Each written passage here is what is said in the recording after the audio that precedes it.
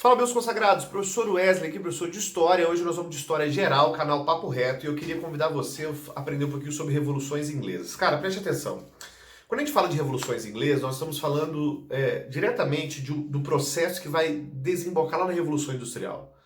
Então a gente precisa entender como é que a Inglaterra vai se transformar nessa potência que vai conduzir a Revolução Industrial lá no século XVIII, XIX e XX, tá? Então a gente precisa essa ligação, esse caminho que nós vamos percorrer. A história da Inglaterra e a história da revolução, das revoluções inglesas, a gente precisa localizar elas na formação da monarquia inglesa. A formação da monarquia inglesa é uma formação que tem uma distinção das outras monarquias, dos outros estados nacionais.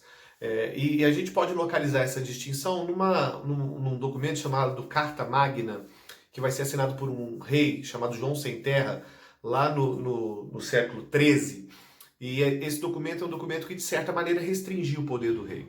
A nobreza obriga o rei, o João Sem Terra, a assinar um documento, e esse documento, que vai ser chamado Magna Carta, ele garantia alguns direitos para uma comunidade que iria agora governar, ou pelo menos ia ser consultada sobre as ações do rei. Está aqui o embrião do parlamento inglês, que é o parlamento que nós temos até hoje na monarquia inglesa. Outro processo importante que há que se lembrar é a questão da reforma protestante. O surgimento da igreja anglicana no século XVI, fundada por Henrique VIII, um dos reis da dinastia Tudor, vai trazer para a Inglaterra a possibilidade do ideário burguês se desenvolver de maneira mais plena, mais eficaz.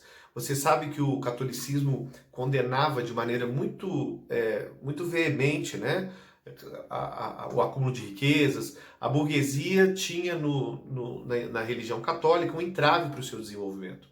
Quando a Inglaterra se torna uma monarquia protestante, um Estado protestante, há espaço ali agora para que a burguesia possa desenvolver seus ideais, desenvolver sua filosofia. Então esse é um papel muito importante. A sucessora do Henrique VIII, a Elizabeth I, a Rainha Virgem, também vai tomar uma série de ações, como por exemplo intensifica as leis de cercamento, que era um processo de reforma agrária, ao contrário, Enclausury Acts, né? Um processo que tirava a terra de pequenos proprietários e revertia essas terras para grandes proprietários que queriam fazer ali uma plantação ou uma criação de ovelhas, por exemplo, que ia produzir muita lã e que seria usada na manufatura têxtil da Inglaterra. E também aqui nós vamos ter, com essas leis de cercamento, que é a retirada de camponeses de terras, nós vamos ter também um êxodo, né, que vai levar muita gente para a cidade e vai ser a futura mão de obra que vai ser usada na Revolução Industrial. Então, tanto o Henrique quanto a Elizabeth são governos, são monarcas que dão muita preferência, que dão muitas vantagens para a burguesia. Pois bem, quando chega então a Rainha Elizabeth morre, e aí vai subir ao poder um cara que chama Jaime I. Jaime I sobe ao poder, ele era anglicano roxo, anglicano de carteirinha, e tinha tendências absolutistas. Tanto ele quanto o filho, Carlos I. Então a gente pode entender que Jaime I e Carlos I, anglicanos, tinham uma tendência de centralização do poder. Então depois de dois governos que foram parceiros da burguesia, a dinastia Stuart, que é inaugurada pelo Jaime e continuada pelo Carlos I, vai acabar fazendo um processo de distanciamento. Então eles vão fechar o parlamento, eles vão perseguir a burguesia, vão aumentar impostos, vai ter uma perseguição religiosa, porque a burguesia é de maioria puritana, de origem calvinista, e esses caras anglicanos. Então aqui também já há um conflito religioso, já há uma visão de mundo diferente. O Carlos I vai fazer um processo muito mais intenso que o pai. E o Carlos I, ao fazer esse processo mais intenso que o pai, ao promover uma perseguição mais intensa, ao perseguir de maneira mais intensa, ele vai criar uma oposição tão forte, mas tão forte, mas tão forte, que a partir de 1640 se instala na Inglaterra uma revolução, uma guerra civil que é chamada de Revolução Puritana. Essa guerra vai opor, de um lado, a burguesia e boa parte da população, cansada dos privilégios que os nobres tinham, e de outro, a nobreza feudal, a nobreza, né, cortesã. Então nós temos esse conflito. Nos 2 primeiros anos de batalha, nós temos uma vitória, um crescimento, uma vantagem muito grande da monarquia inglesa. Carlos I vai conseguir importantes vitórias. Mas a partir de 1642 vai ser formado um exército, uma guarda, né, por um cara que chama Oliver Cromwell, um cara muito perspicaz, um cara muito importante nessa história toda. Cromwell, que é um puritano, representante da burguesia, consegue aliar a si vários setores da sociedade inglesa. Então, a gente tem aqui o Cromwell como um cara burguês, como um puritano, mas ele consegue agregar a ele vários grupos, inclusive grupos mais radicais da sociedade inglesa. Esses caras se unem contra a monarquia.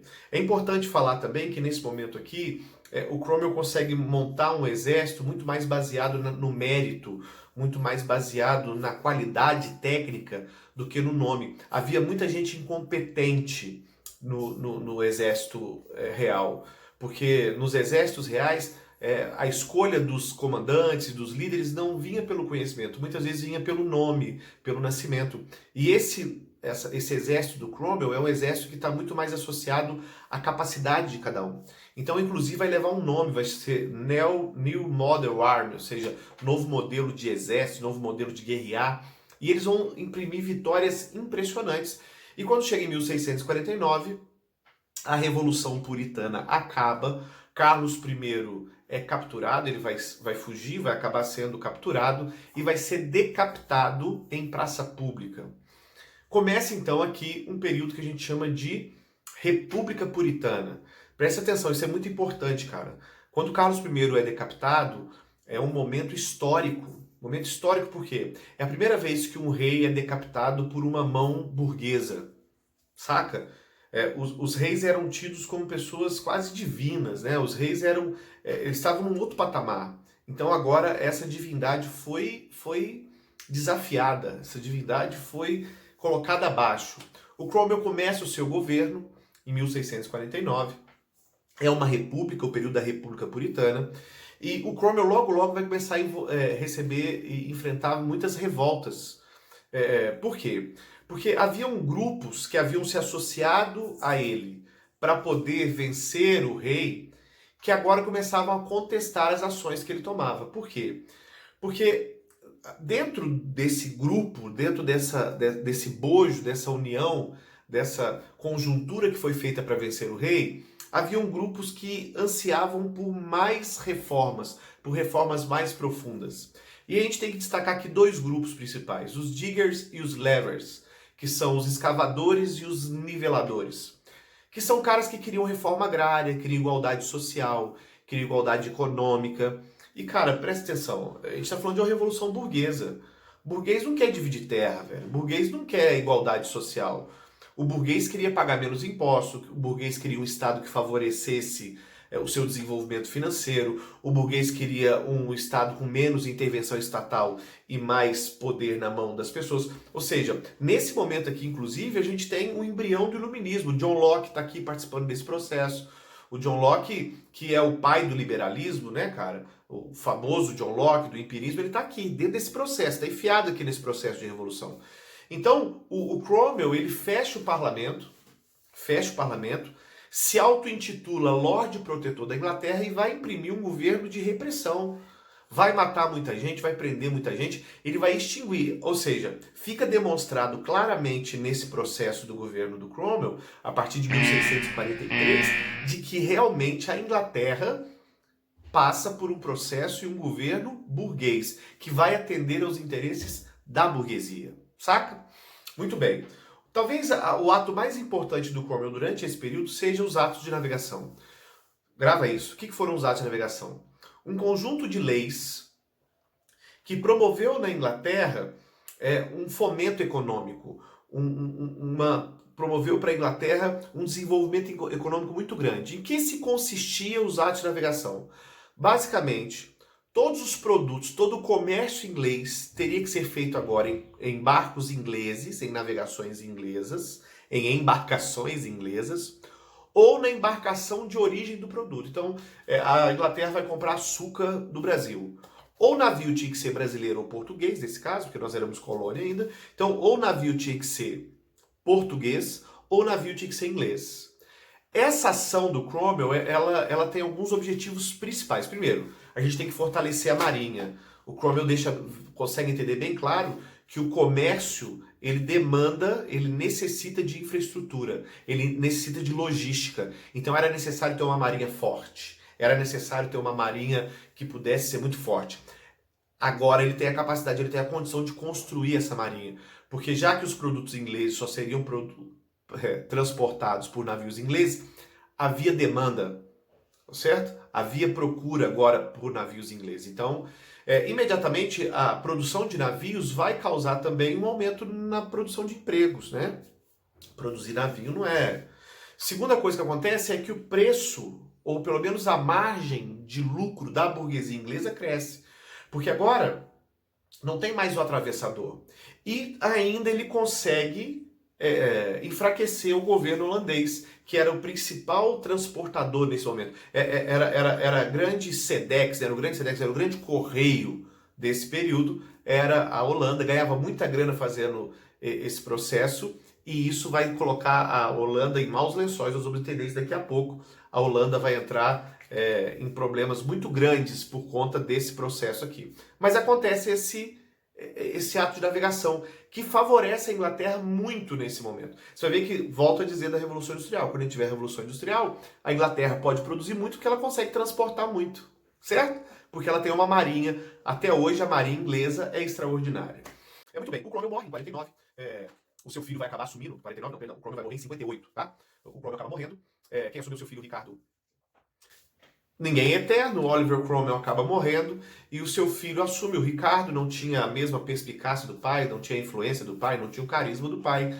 E ele vai acabar sendo deposto, porque também a galera estava meio de paciência cheia, com todo aquele processo de puritanismo, aquele puritanismo exagerado, que proibia diversões, que era uma política de costumes, que proibia os caras de fazer. Então a galera já estava meio apurrinhada desse puritanismo exagerado.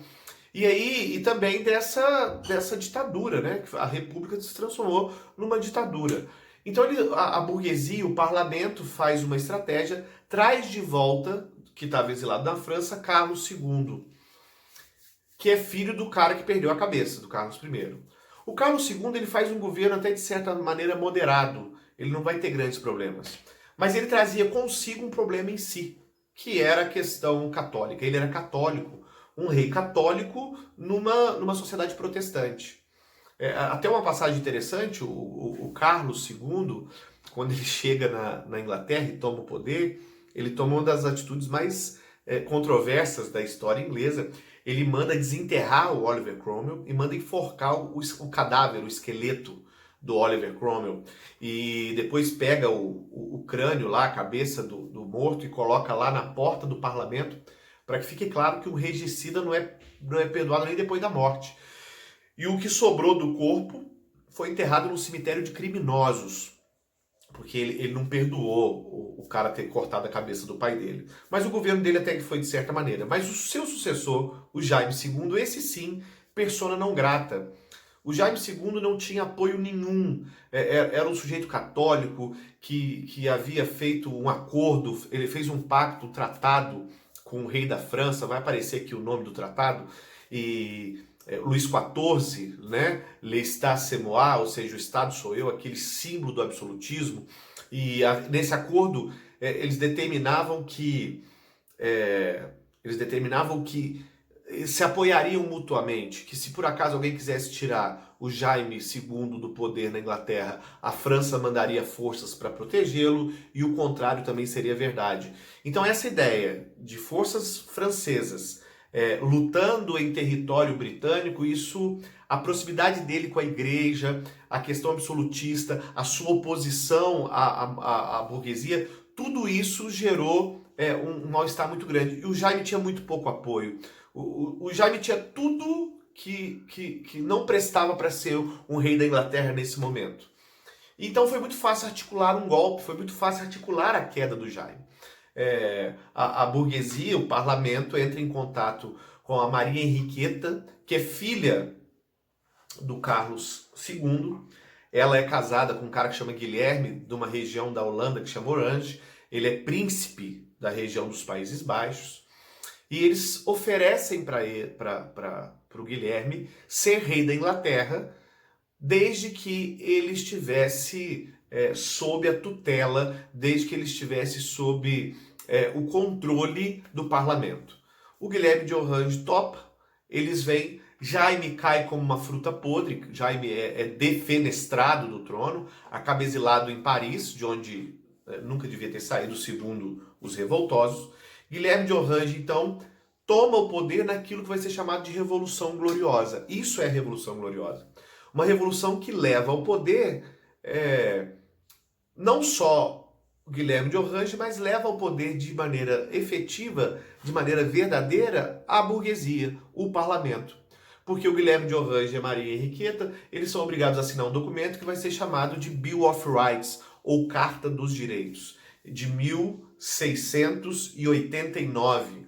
Então a Bill of Rights, a Revolução Gloriosa é de 1688, o Bill of Rights é de 1689. E era uma carta que, trocando em miúdos, simplificando, dava agora ao parlamento o poder de governar a Inglaterra. Então eu tinha uma monarquia que tinha o poder limitado, eu tinha uma monarquia que tinha o poder limitado pela Constituição e também pelo parlamento. O parlamento agora, então, passa a fazer as principais decisões. Durante esse período ainda, né, século XVIII, século XIX, até o início do século XX, a gente tem uma presença marcante. Nós temos os reis ainda assumindo uma postura não autoritária, não absolutista, mas os reis da Inglaterra, até o início do século XX, a monarquia inglesa, ainda tinha um papel muito importante, muito incisivo nas decisões. É a partir do início do século XX que a coroa inglesa, a monarquia inglesa, passa a ter um papel quase figurativo. Mas até o século XIX, a gente tem uma monarquia que ainda dialoga, de certa maneira, que tem uma grande influência sobre o parlamento. Mas o que você precisa entender, depois disso tudo, resumindo de maneira muito breve o que nós dissemos aqui, é que a Bill of Rights, ela dá à burguesia a capacidade de transformar o Estado inglês em um Estado definitivamente burguês, em um Estado definitivamente que vai buscar ações, tomar atitudes que conduzam à possibilidade da burguesia crescer e alcançar recursos cada vez maiores. E essa é a ideia. E aí, essa condição criada nesse momento vai transformar ali na frente, dá para a Inglaterra a marinha que ela precisa, através do ato de navegação, a mão de obra necessária nas cidades, através do Enclosure Act, né, das leis de cercamento que vai afastar as pessoas. Ou seja, as condições que foram criadas e administradas nesse momento de formação, de estabelecimento do parlamento inglês, de uma monarquia parlamentar, vão ser aquelas que vão possibilitar lá na frente a Inglaterra ser a grande líder pioneira da Revolução Industrial, ok? Espero que eu tenha ajudado você. Nossa próxima aula é de Revolução Industrial. Eu aguardo você. Um abraço. Se inscreva no canal, cara. Dá aquele like, tá bom? Compartilhe isso aí, que é pra gente continuar divulgando conhecimento para quem queira. Um abraço para você. Até a próxima.